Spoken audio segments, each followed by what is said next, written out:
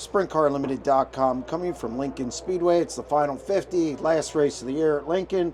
We're here with second place finisher Anthony Macri. Anthony got up to second there right before, I believe, halfway, or no, right after halfway, and got close to Brent in traffic, but just couldn't pull the trigger coming off the bottom of the corners. Yeah, it's just, I mean, starting eighth, it was obviously a little difficult to, kind of get in a position for the halfway and still try to save the tires. So, I feel like we did a pretty good job of doing that. And then, obviously we got a chance to tweak on the car at the halfway, and felt like we had a really good car, on the top or the bottom. It's just, bottom of the corners were really tough to get off because of how dirty and dusty they were. So, just kind of had to search around, and I mean, Brent's out in clean air, and he's obviously really good right now. And I tried to make something happen on the last lap, but it happens. Yeah, you got really close in 3 and 4 in the last lap. What did you do differently? Maybe that lap that, I don't know, just stumble on something there, just a little too late? There with 5 laps to go, I was kind of in gotta get going mode, and I messed up in 1 and 2 on the top with about 3 laps to go, and kicking myself in the ass for that one. I feel like if I wouldn't have done that, it would have been a different story. So, I just kind of yarded the wing back and started driving harder and harder, and it just looked like he was starting to fail coming off the corners. Left rear down, and I just kind of got really good, and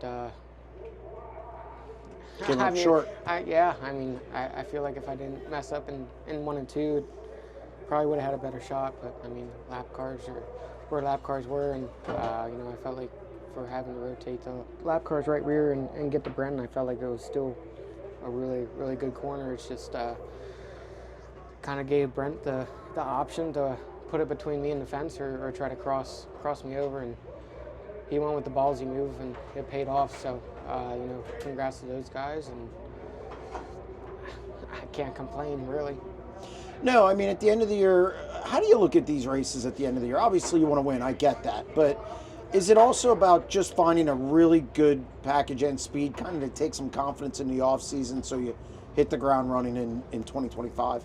Yeah, we've kind of been struggling lately. It's just we start up front, and it seems to be that we go backwards. So, we pulled a fresh car out this week, and we went and tested on Thursday, and we found some stuff that, we've been struggling with, pretty much all year, and I feel like we fixed that issue with what we found testing, and, for every action, there's a reaction. So we came here, and there is a reaction to our action. So I felt like we were kind of chasing that, and then I feel like for the future, these guys gave me a really good car, and I feel like we're kind of back on track, and we have a really good car that's maneuverable, from top to bottom, and that's what you need to win races. So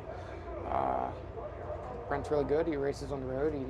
He's got that intensity that all the cars on the road have. So to be able to gauge yourself off of him is obviously pretty good too. So I'm happy with what we found and the way we're going. And sometimes it's hard to make the decision to bring out a new car this late in the season, but we did it, and it looks like that was the right move. Congratulations on another good run. Thank you.